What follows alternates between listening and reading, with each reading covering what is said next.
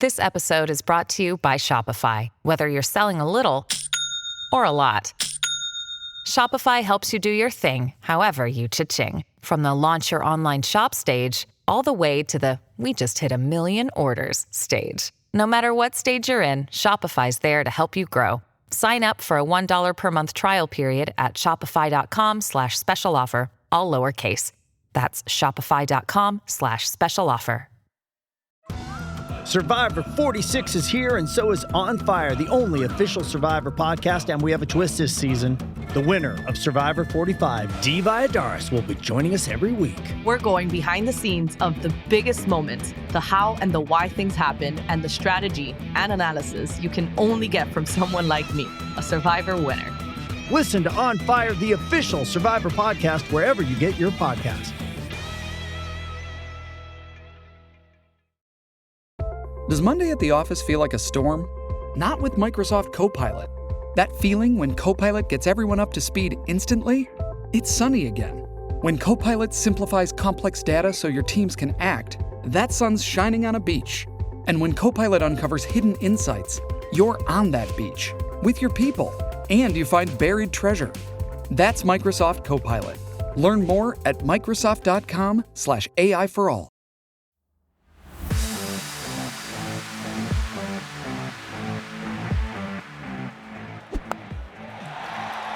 Good morning, good afternoon, good evening, or whatever time of the day you're listening to. This is Slogging It. My name is Eugene Berger. I'm joined by John O'Gordon and Simon Roberts. We've got a number of things that we're going to be covering off tonight. The very first thing is we're going to be talking about the announcement that Woodstock spoke about briefly in the last episode. We're going to cover a little bit about whether England is actually warming up for a Durham test in Dharamshala. Dharamshala. I can't say that. Did it the first time, to be fair, and then just tripped yourself up.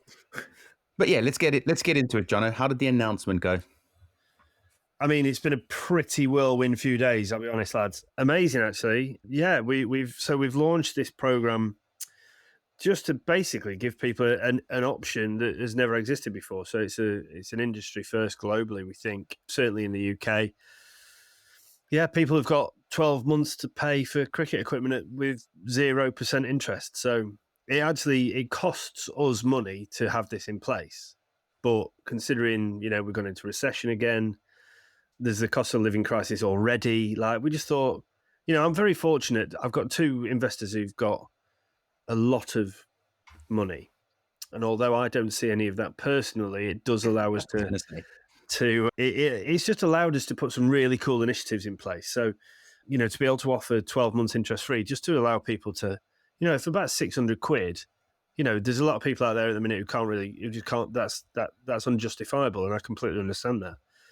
So we thought, well, hold on, how is there an opportunity to allow people to get the bats and equipment that they really want, but in a way that's affordable to them? So it then becomes £50 a month and not a penny more. So you don't pay a penny of interest. We lose, a percentage of the sale value in order to make this happen. But as a business, we're absolutely about the growth of the game. It's not about lining pockets, So that's really cool. We've got another Industry announcement. First, right? Say again. It's an industry first, right? Industry first, yeah. So, and we're pretty sure it's a global first. It just doesn't exist. It's funny. The finance partner that we're working with reached out to a load of cricket companies, like I think last year, because the guy who we're working with is really keen on cricket, and they all just binned him off and just went, "Oh no, it'll never work. No one in cricket will ever do it." And then we approached them outside of that, having never had any kind of view or eyes on that. And then we found out, but that's the arrogance of the cricket industry. Like, it's so, this industry kind of paddles its own canoe and just feels like nothing will ever change and no one has to change because nothing will ever change. So, the fact that we're allowed to make bold statements and do, by putting these kind of things in place is really important. So the feedback to it's been unbelievable. I did a LinkedIn post about it that's just gone absolutely berserk. Same across Insta and Facebook, which is great. And just like, the normal man coming up to us and just saying, look, this is what you're doing for the game is phenomenal, which is nice. And that's exactly the reason that we're doing it. So the other thing that we're launching next week is called Reruns. So, and I'm really excited about this as well. So you both use Woodstock, right? So you've both got £600 cricket bats, right? Let's say you've had yours for, I don't know, 2 seasons, Eugene, for argument's sake. You then bring it back to me, you say, right, okay, I'm ready for a new cricket bat. I'll then say, right, I'll give you £25 off your new one, or a fee, we'll agree a fee or whatever. Mm-hmm. But, I've got a £5,000 MacBook laptop that Apple offered me £40 for on a trade-in, and it's only 3 years old. So based on that, I'd offer you about three quid if we were using the same maths as Apple. But would I get more because I've hit it less? Yes, yeah. I think you barely collided with yours, so you might get a £5. But we would then have that fully refurbed to look brand new, like brand new stickers on it, and then we would sell it back to the market at cost. So we understand that Woodstock's price prohibitive for some people. So our lowest price senior bat is 350 quid. Our lowest price junior bat is £195. So, but there are people who don't want to spend that amount of money. And I completely accept that. So again, we've looked at it and we've gone, right, how can we give people access to top quality equipment and bats that's affordable to them? I would much rather a parent came to me and spent 50 quid on a junior cricket bat that was 6 months ago or 12 months ago worth 345 quid and do the right thing by the industry and make sure that these kids have got brilliant, really, really good equipment that's going to allow them to enjoy the game and play well, than walk down the road to Sports Direct and buy a piece of fence panel that's been painted white and some garbage stickers put on it for the same money. Yeah, it's interesting. And again, I think 2 great initiatives. Robbo, just bringing you in. How's your week been, mate? I'm all good, mate. Driving all over the place this week for some bizarre reason on a training course that I don't really need to be on. But we can gloss over my time. I'll just say that obviously the finance being the first thing, I can't believe it's not been done before. And when you look at how expensive these things are, I find that astonishing that cricket manufacturers aren't doing it. It just, like Jono says, it stinks of arrogance and people wanting to target the audiences that they're stereotypically targeting. And that even more so applies to the second one. I think that's absolutely fantastic initiative when we've spoken about before about, especially for kids, like we've talked about how parents that aren't necessarily in and around cricket clubs struggle to find, like, can afford kits, and you've got some kids that families can't afford it. At the end of the day, it's, for a full set of kids stuff, it can be upwards of £1,000, and that's when it's an 8-year-old just trying to get in the game or whatever. And for me, the one area I'd be interested to know is if I was involved in a cricket club and I could get 2 or 3 Woodstocks that have been fully refurbed for a kit bag. I mean, what's happened to the kit bag? Has that died a death in cricket clubs? You know more than me, but I think certainly if I was involved in a cricket club and I got someone like that, a company like Woodstock, that if I've then got to still pay full price for pads, then all of a sudden that makes my kit bag as a club. I'm maybe getting 4 bats, 3 or 4 sets of pads and whatever else goes with it for a far more cost-effective amount than you can be upwards of halving the cost of a kit bag. So all of a sudden that's then making it far more affordable for kids to go down to clubs, and there's still some work that we need to do that needs to be done with getting counties involved in making it slightly more affordable, but we can only do what we can do. And so, John, like, fair play to you. That is an absolutely mind-blowing initiative to do that. And I think if I'm involved in a club that can take advantage of that, I'll be pushing that certainly to clubs in the first place, because some people still might not be prepared to spend 75 quid on a bat if they're not sure if their kid's going to play. But if you're involved at a club and you want to entice someone down, and this is brand new, or will look brand new kit, it's not like the old kit bags that I used to have when we were a kid, and you had one box to share between you and like a set of them green spiky gloves because no one else got rid of it, and a bat that had half of it missing. And if you were left-handed, you might have been all right, but if you were right-handed, you were struggling because the outside edge had fell off. But like, so to be providing kit, and then the clubs have always been relying on people passing bats down. I don't think anyone does that anymore. So if you can provide an initiative where someone can maybe give it back, get it done up, sound amazing. Well, that's exactly it. You know, we've had some people. We've been kind of seeding this for a while with people who've been coming in, and you know, people have reacted really well to it. It's interesting the question that you ask about, you know, has the idea of kit bags or sharing kit kind of died? I think that's just the modern world that we now live in. It's everything is. It's easy just to bin something and go out and buy something new. Like that's just the way. Like, you know, I know the pre-loved things, certainly in terms of clothing, and you've got those, you know, big websites now where you can go on and it's like Vinted and that kind of stuff. But I think, you know, that's kind of subconsciously maybe where this idea has come from. But, you know, everything that all the discussions we have at kind of board level, if you like, with the investors and the shareholders is about, okay, how can we help to try and grow the game? And to grow the game means increasing participation. And the way to increase participation is to get kids involved without that barrier of expense. You know, so, you know, you go down to Twickenham Green on a Friday night, and I've been lucky. I went down and saw Eugene, I think maybe last summer before, and there's thousands of the little blighters running around, you know, and it's brilliant. It's brilliant to see, and you need more of that. And obviously, you know, Eugene's fortunate that, you know, Twickenham's a reasonably affluent area, but I know for a fact that they, as a club, they help people, both kids and adults who aren't in the, you know, necessarily the most privileged of situations to access the game. And so that's the whole thing. It's about giving people access to the game in order to grow participation, because that's how cricket is going to survive and thrive, you know. Yeah. And so that the more people that can do stuff, you know, I'm pretty sure that I remember watching something once and it says if you're the first to do something, you're not the leader. If you're the second or third to do something, you kind of then get the gratitude for being the leader. But we're not bothered about being known to be the first to do it. We're just, you know, if we can start something that then starts that snowball effect and it does help the game and the growth of the game, then that's what we're doing it for. Yeah, I think that's part of the thing that I quite enjoy about this whole announcement is you're not doing it for any accolades. You're doing it to actually promote the cricket community. Yeah. Just quickly focusing on, Robert, your communal kit bag. We actually do have one at Twickenham Cricket Club for our women. We purchased a set of kit bag, you know, trying to make sure that we get more women into the game, make it easily accessible for people. And then we've also got a kit exchange program. So, you know, kids grow pretty quickly. You know, we're quite fortunate in that we have some good sponsors that provide a shirt to our members when they buy their membership for the year. But there's also a kit swap program. So, you know, on a Friday night, there'll be people that'll come down and we'll chuck all the kit into a bag and, you know, see what fits everyone. So we'll sort it out from that point of view, you know. I think it's only been worn for a year or two.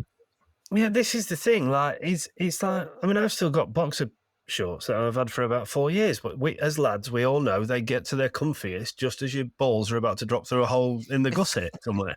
It's a bit different when you're 40 years old and your balls are dropping through the gusset as opposed to when you're 15 and you've had them since you were 10. Well, yeah, no, absolutely. When you were 3 stone wet through and you're now 6'3", 15 and a half stone, you're still trying to step into the tighty whities that your mum bought you from, your grand bought you from Marks and Spencer's, however long ago was that Christmas box, just before they lost their marbles. But the thing is, it's like that.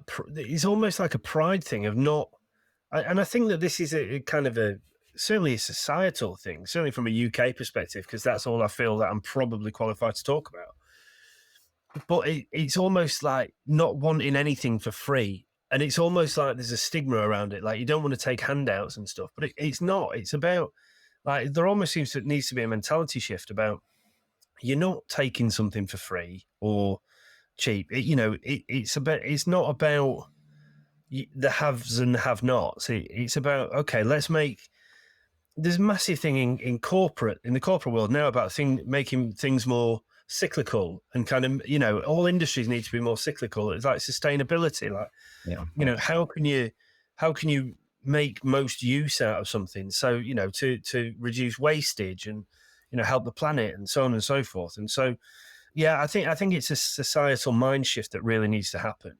And that's all it is. It's just a little switch from people's mind from thinking, okay, I'm taking a handout. Well, no, you're not. What you're doing is helping be part of a community that is going to help the game kind of grow and actually look after itself for a longer period moving forward. And I think that's what the really good thing you've done is if you offer it to people, so you're not offering handouts. I think that's the big thing. You're not saying, right, I'm going to select 10 people a year who can have these secondhand bats. You go, no. That's not what I'm going to do. I'm going to check everything. I'm going to make sure it is in as close to mint condition as we can get it, and then I'm going to make it available for people to purchase. Like, I think that's like we talk about the clothing industry when people talk, like, there is various different websites that you've obviously spoken about. We do it all the time at Albi. Like, I'm not spending £25 on a pair of jeans from wherever that's only going to last him 3 months. Or I can get exactly the same pair of jeans in a bundle from another parent who I don't know if they bought them for 25 quid. Who knows? They might be doing exactly the same thing again, but it's still the same pair of jeans. But we've got a bundle for 25 quid of all these clothes, and then there's some of them that we pass down to you might pass them down through families, and I think that stigma is definitely changing. I mean, we've done it, haven't we? We've passed some clothes down to you guys and everything else, and there's no shame in that. Like, it's absolutely and not. People need to, but I think the main thing is sometimes is if you can make it so that any kid can walk in with what looks like a brand new Woodstock, up to his mates, that little bit of. You're not walking in with the painted white bat from a cheap retailer. You're not doing that. No, I tell you what, and because it's made where it's made, it'll smash it. It'll be better than anything else that those guys are using. Absolutely, You can then go. You can sit and go, right, okay. That all of a sudden that kid doesn't have the same level of thing. It's like you go out and buy a pair of Adidas trainers off Vinted and or whatever, and those people don't know whether you got it off Vinted or whether you got it out of freaking whatever shop on the high street. Yeah, exactly. Yeah. So the funny thing is, the thing that I'm really looking forward to in a way is, you've got kids' parents who will come in and buy a grade 2 bat off the shelf for 195 quid, and then you might get the kid whose parents aren't in a position to spend 195 quid, but they then pay 50 quid for a bat that's 4 times as good as the bat that you just sold for. It's been knocked for the past 2 seasons. But I think that's a really cool thing, because then that kid who, and we all know kids can be cruel or whatever, and if this kid is, for whatever reason, it's aware that they maybe don't have as much, and maybe they've had the Michael taken out of him every now and again. They've all of a sudden got this gun cricket bat and start blazing it to all parts. Then all of a sudden that then kind of raises their position within their kind of social standing, as it were, within this group of kids, because and all of a sudden they start playing, and that is tiny little things like that. And I'm not saying that's going to happen. I'm going to say, if it does start happening, you won't be selling any grade 2 bats. You're absolutely right. Yeah, I was going to say, you're handing out talent at the same time while you're doing that, because I'd like a little bit of that. We don't sell technique or timing, unfortunately. I was going to say, working on that basis, I reckon you give me like a grade 74 bat. Taste the Mediterranean through March 19th at Whole Foods Market. Save on animal welfare certified bone and beef short ribs, sustainable wild-caught sockeye salmon, and more. Find sales on Parmigiano Reggiano, charcuterie and ground lamb. Grab an olive boule bread from the bakery. Plus, wines from the Mediterranean start at just $8.99. Taste the Mediterranean now at Whole Foods Market. Must be 21 plus. Please drink responsibly. With threats to our nation waiting around every corner, adaptability is more important than ever. When conditions change without notice, quick strategic thinking is crucial. And with obstacles consistently impending, determination is essential in overcoming them. It's this willingness, decisiveness, and resilience that sets Marines apart. With our fighting spirit, we don't just fight battles, we win them. Marines are the constant our nation counts on to fight the unknown. And through adaptable problem solving, we do just that. Learn more at marines.com. Hey, it's Kaylee Cuoco for Priceline. Ready to go to your happy place for a happy price? Well, why didn't you say so? Just download the Priceline app right now and save up to 60% on hotels. So whether it's Cousin Kevin's Kazoo Concert in Kansas City, go Kevin, or Becky's Bachelorette Bash in Bermuda, you never have to miss a trip ever again. So download the Priceline app today. Your savings are waiting. Go to your happy place for a happy price. Go to your happy price, Priceline. It was interesting. We were talking off air, chaps, about what's good in cricket. And I think, Jono, again, you don't need to be told this, but I think what you're doing is it is very, very good in cricket. And my question to you guys is what else is good in cricket at the moment? There's a lot of stuff that's negative around the world with cricket in terms of what's going on. I mean, we saw the news about New Zealand and I've forgotten his name that's retired now. The left-hander when he was, or Wagner when he was forced into retirement. It's a cruel game, but what's good? Yeah, I think that was a bit unfortunate for him. Right? I mean, if you've ever wanted to watch a man play it with a lion-hearted attitude and his heart on his sleeve, then he was absolutely that guy. He would run himself like through multiple brick walls, and even when he didn't think his body could do it again, he would just, if Kane Williamson said, right, one more please, he would just charge in and try and just knock people over, like ultra aggressive. Apparently an absolute belter off the pitch. Like, got upset and emotional in his kind of retirement press conference. And I think, difficult because he is that lion-hearted character. And I think he's one of the kind of do-gooders and kind of, a bit of a good news story, Neil Wagner. Like, had some injuries, kept coming back, kept literally giving every ounce of himself to that side, and some of the phenomenal success they achieved. But I think he was told that he was going to be in the 13 for the first test against Australia, but 3 days out was told that he wasn't going to play, and then and by the way, you won't be required for to be part of the squad for the second test, and that's it basically. And that, as someone who's been so much about the team and the environment and completely selfless as it seems he has throughout his entire Black Caps career, like he must have been absolutely crestfallen to kind of, especially if he's left field and he didn't see it coming, just to go, fuck, is that how it's ended? But yes, he played in the second test against South Africa, didn't he? I say South Africa, I think it was Botswana under 11 Zeds. But just the other South Africans were playing in the.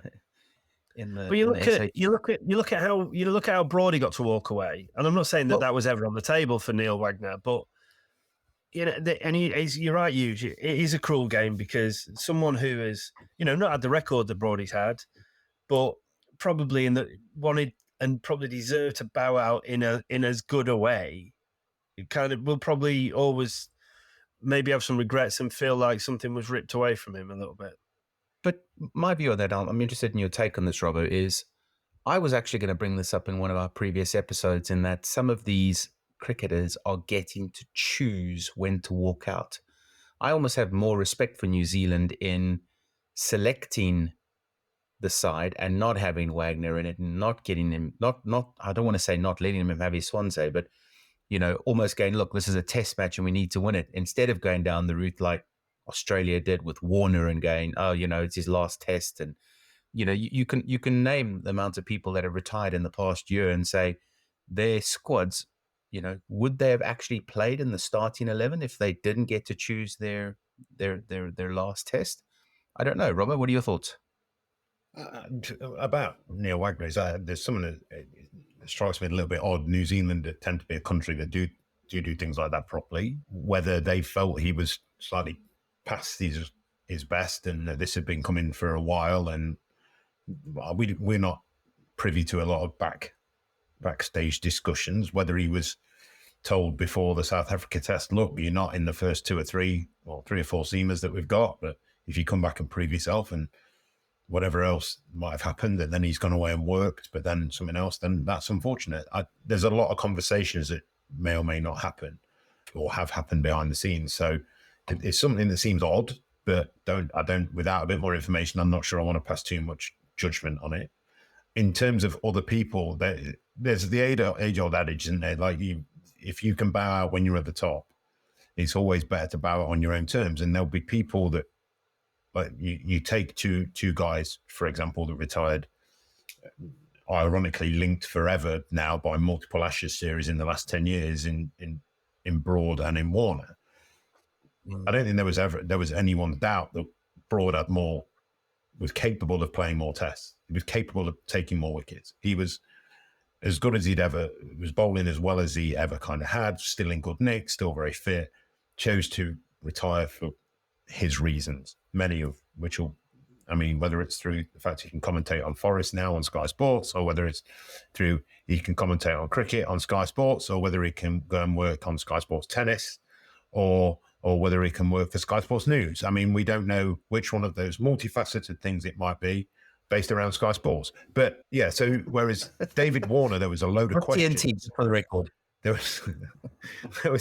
was a load of questions for probably the last 2 years from that last series in Australia, when the Ashes series in Australia around David Warner, and was he good enough? Broad was now getting him out in Australia as well as in England, and all of a sudden there was these questions being asked around David Warner's place in the team. He came over here and was a little bit like, again at the start, it was, is Warner going to play? Is it? But before that, is he going to get in the squad? And they announced the squad, and it was like, yeah, he's definitely in the squad for the first 3 tests or 2 tests. It's like, oh, okay, well, if he's in the squad, he's probably going to play. But then it was like halfway through, they're like, oh, is he going to be in the squad again now for the second half? Like, what's going on? So there was a bit more. That for me was the more odd one, where it's like, oh, are they just giving him like this fanfare? Oh, yeah. Which is very un-Australian. I mean, the guy got 170 in his second to last test, so fair play to him. Like, he's actually gone out with a bit of a bang and that kind of thing. But going back to your thing, is there anything good in cricket at the minute? I'm renowned for having a negative opinion on quite a few things. But I think there's actually a lot of good happening in cricket at the minute. The standard of some of the play, some of the cricket is as good as we've ever seen. Some of it is shite, granted, but some of it is very, very good. You've got what we've been asking for in teams like Ireland and Afghanistan and stuff like that coming through and now playing long format cricket. Ireland have won their first test this week ever. Like, fair play. So that's a good thing. I think the standard of some of the cricket, like you look at this India test, India-England series, there's been some parts of it that have been unbelievable cricket. You look at how Ashwin's bowling. Ashwin's taken 500 test wickets. We're watching some of what you would say is arguably the greats of the game that are still around playing. When you think of Steve Smith, you think of Kane Williamson, you think of these guys that are still around playing. Ashwin, the best orthodox off spinner of all time, statistically. Like, you're watching him, but you've got Nathan Lyon, statistically the second greatest orthodox finger spinner of all time. Like, you've got these guys that are all playing. You've got people like Pat Cummins playing. The bit that I find horrifically negative is the press. The way that the game is covered now is with such a negative tinge. We don't talk about the positives in the game, so no one can ever see them. When was the last time we saw a report that was, look how great this bit of cricket was, or look how great that, and a proper full rundown of how good our Ashwin spell was on that third test. That second innings, how well did he bowl? Where was the 2-page spread on that? No, instead there's a 2-page spread on God knows what else. The fact that the wicket's shit, or the fact that shit, or the fact that points being deducted. Ollie Pope's only scored 210 runs in a series. Well, yeah, he has. He got 196 in one innings, and it was there were some people talking about that at the time as it being England's greatest ever overseas innings. But as soon as it was done, it was like a 2-page line in a thing saying, "Oh, Ollie Pope plays England's greatest overseas innings." However, Joe Root got out playing a reverse lap. Bairstow's not scored more than 15 in the entire series, isn't it? She's going, fucking, let's have a look at that a minute. Let's just take on board that and appreciate it for what it was. Yeah. Hartley's got 7 for on debut. Was there a 2-page spread on Hartley with each individual dismissal broke down and how well he set up a batsman or how good a ball it was? No. In other news, Tom Hartley got 7 for. Oh, and by the way, Lancashire have signed Nathan Lyon, so the prick's not going to be playing anyway. So, like, I think it's perspective, and at the end of the day, the press choose to cover things. It's far easier to write negative stories than it is positive stories. Talking of positive stories, we've got 2 days until England play against India again. 5th test is coming up. It's obviously 3-1 to India. It looks like it's going to be freezing cold on day one and with a little bit of rain around. So I did see a couple of pictures on social media of Joe Root with a hoodie and a bunch of jumpers on. But, Jono, are we still in the money seats in 4-1, or do we think this test might go down to a draw because of weather? No, I would think that we're still in the box seat, mate. Absolutely. I did see maybe yesterday, a few of the lads went out, they were just running around down the roads and stuff, and then they found some kind of freshwater pool to have a dip in. Now, and I saw Robbo briefly yesterday, and I said, James Anderson is in some kind of ridiculous nick. I don't know if you saw the photos of him. Christ almighty. He looks incredible. Now, if I thought a 41-year-old body could look like that, then I'd have it. But I wasn't aware that was even an option. And so I've gone for the sloppier, more kind of classical 41-year-old body. Yeah. So, no, look, in all seriousness, I think that it's kind of coming to the end of their winter, isn't it? Which is nuts to think it's coming towards the end of the Indian winter. They've been playing in 34 degrees in some tests, and now they've decided to, I mean, they've obviously waited to go to Dharamshala because it's the furthest north and for the weather to improve. But look, it's always going to have the chance of being a little bit more inclement, the weather, when you're going that far north. So we shall see, I guess. But look, I mean, I think it'll be another good test match. I think all of the test matches at times have had some really good cricket played in them. But again, I think toss is crucial, but it might be crucial the other way this time. It might be very much it might be very much a bowl first test match. And, England going in with 3 seamers potentially. So it might, but what happens to Ollie Robinson in that situation? Do they go with him again, or knowing that we're 3-1 down, do they give Gus Atkinson a bit of a run out on something that might be a bit green and spicy? Don't know. Robert, what do you think of the selection?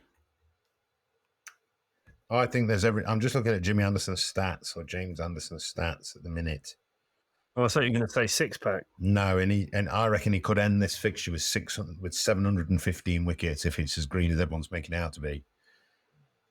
He hasn't got 700 yet, so that's how many wickets I think he'll get. If it is like it is in Durham, then you did say it's called Durham Masala, didn't you? Like Durham Masala. Is that why they're Durham Masala? Yeah. I mean, that either sounds like some kind of variation on a Indian chicken dish, or maybe made out of some kind of meat pie.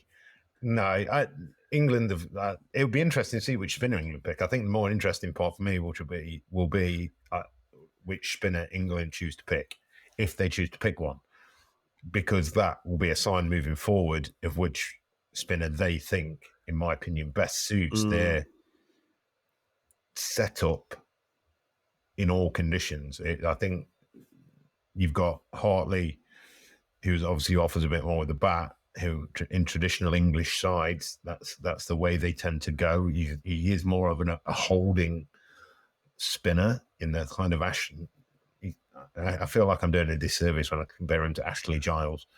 Ashley Giles, right? Or Smash Me Miles, as Shane Warne used to call him. He is more in that kind of role and offers a bit more with the bat, or whether they do go with Bashir, who's obviously a little bit more of an attacking type of bowler. I think that's more interesting. With the way this England side set up, I think Ollie Robinson will play. I don't think he should, but I think he will, because that's the way that this England team do things, and they stick with their men. It'll be interesting to see. I think they'll go for one probably out-and-out pace option. And it'll be... Although the thing for me is everyone talks about how fast Gus Atkinson bowls. He's not Mark Wood. He's got a quick ball in him, but I don't think he's got quick spells in him. And I'm more than happy to be proven wrong. I've not seen him run in and bowl like Mark Wood. We've seen bowl 4, 5, 8 was regularly above an 89, 90 miles an hour. And that's me being lenient down towards the 89, 90 mile an hour mark. We were obviously privileged enough to see that spelly bowled at Headingley, and which was just absolutely mind-boggling, averaging sort of 95 miles an hour. Atkinson, I think, has got a quick ball in him, but I'm not fully convinced yet on Atkinson, if I'm being completely honest. I know a lot of people rate him, and I'm more than happy to be proven wrong. So I think they'll go with the 3 seamers, and then if they're picking Robinson, do they need the additional Hartley batting? I don't know. The other option might be that you drop Folkes, because if you're not, it's not going to be a spinner's wicket. Do they say, right, we're not going to pick Folkes and we're going to pick an extra batter and Johnny Bairstow keeps? Yeah. I mean, Johnny's in his 100th test, right? So, yeah. But you'd say that if there's one batter that's going to get left out, it would probably be Johnny Bairstow. So it'll be interesting to see the way that they choose to go about things. What about India? Absolutely. What do we think about the India side? Ashwin's playing his 100th test. Unusual to have two blokes playing their 100th test in the same game. Didn't England have it where Atherton and Stewart both played their 100th game together in the same side? And Stewart got 100, didn't he? Yeah, I remember he got 100 in his 100th game. I don't recall whether that was the case with him and Atherton, though. You may well be right. You often are. Yeah. Probably playing against Gary Kirsten. Well, honestly, the amount of messages I've had about that, by the way. I'll be playing against they're Gary still Ball. Flying through. Yeah. On a bit of a personal note, lads, how much cricket are you planning on playing this year? Have you hit the winter nets yet? Have you had a trot out? Have you had a hit? Not a bit of it, mate. That's a no. I played one game. I was just scratching your dead. I played one game last year, got 3 for 10 and 40 not out. So I'm going to retire on that one. Oh, yeah, I'm sure Merv is going to rope you back into a few more games. More than happy. I've applied for my 13 MCC fixtures. I think I've got 6 or 7 confirmed already. We need to catch up on that, actually. We're both going to try and play one together at least. Together, is your gout going to allow you to play, Jono? That's going to be the thing, because I know the type. Yeah, no, I've given up drinking, mate. The type of cricket you play is very much drinking. Sorry, you've given up drinking. Well, I'm not even going to entertain the fact that you said that, Eugene. I mean, that's the biggest shower of shit I've ever known in my life. So let's just not even. Eugene, edit that out, because that is absolute hogwash. No, genuinely, I thought that after listening back to my intro to last week's episode, having consumed by that point about 7/8 of a bottle of Sauvignon Blanc, that and then the ensuing gout post. I mean, it's probably getting gout off white wine.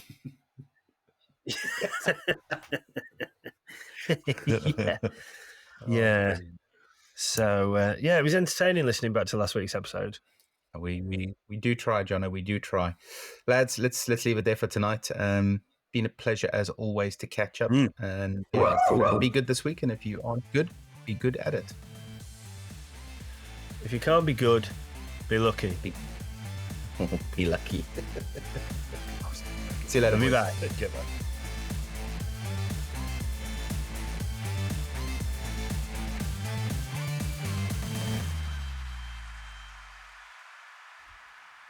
Sports Social Podcast Network.